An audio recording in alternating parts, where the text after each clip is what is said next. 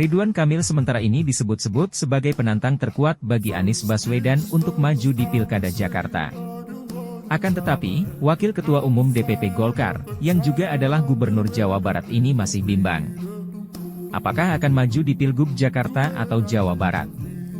Sementara ini, Ridwan Kamil baru disebut-sebut dijagokan oleh Gerindra dan Partai Amanat Nasional. Sementara itu, Gerindra yang menjagokan Kang Emil di Jakarta justru mempunyai jagoannya sendiri untuk maju di Pilkada Jawa Barat, yaitu Deddy Mulyadi, seorang anggota DPR RI, yang juga pernah menjadi Bupati Purwakarta 2 periode. Apakah rekomendasi Gerindra bagi RK untuk maju di Pilgub Jakarta? Ada motif udang di balik batu? Hal ini mengingat karena elektabilitas Ridwan Kamil, posisinya jauh lebih unggul dibandingkan Deddy Mulyadi. Sementara itu, sampai hari ini, Anies Baswedan sudah resmi diusung oleh DPW PKB Jakarta, serta DPD PKS Jakarta. Selain itu, PDIP, dikabarkan juga berminat untuk mengusung mantan Gubernur Jakarta ini.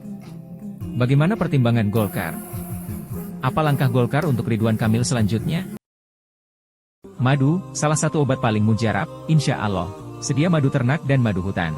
Dihasilkan oleh lebah dari nektar bunga asli, bukan dari gula yang dimakan lebah. Proses higienis, kemasan praktis dan elegan. Garansi Rp1.000.000 jika terbukti madu kami tidak asli. Terbaik, madu kelanceng, dari lebah spesial. Hubungi.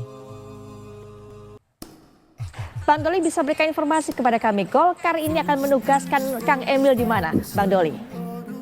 Iya, saya kira memang sebagai bagian dari pengurus pimpinan Partai Golkar, tentu Saudara Ridwan Kamil at the end harus kemudian mengikuti putusan Partai Golkar.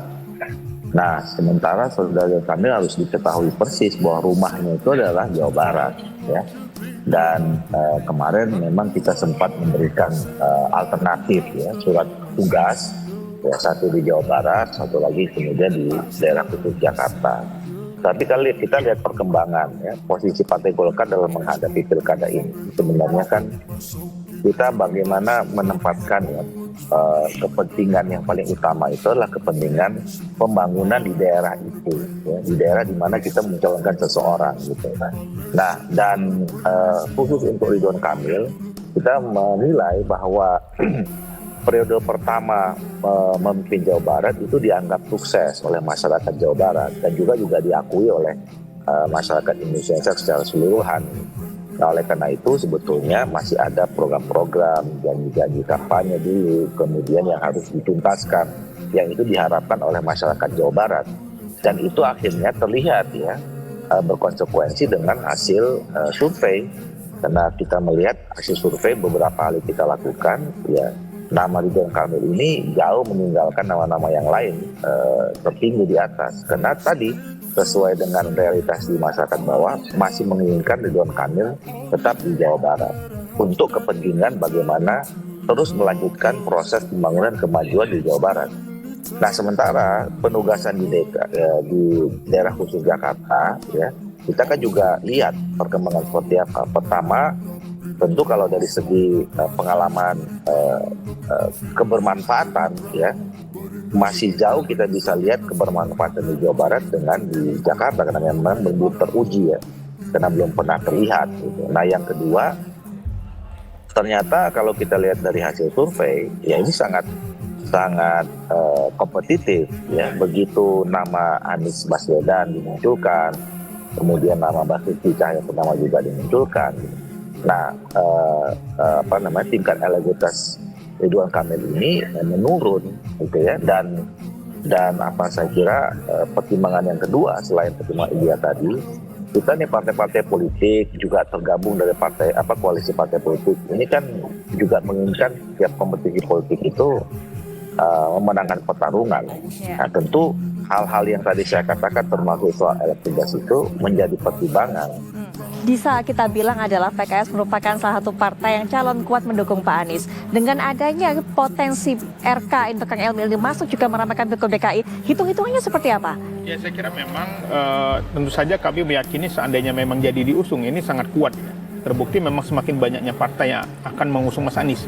Bahkan yang dulunya berlawanan sekarang mendukung seperti PDIP. Ini menunjukkan bahwa tingkat popularitas dan elektabilitas sangat tinggi. kalau RK ingin diajukan Jakarta, ini juga harus hati-hati saya kira. Karena belum tentu juga semuanya ikhlas karena ingin menang. Bisa jadi karena ada kader partai lain ingin maju di sana.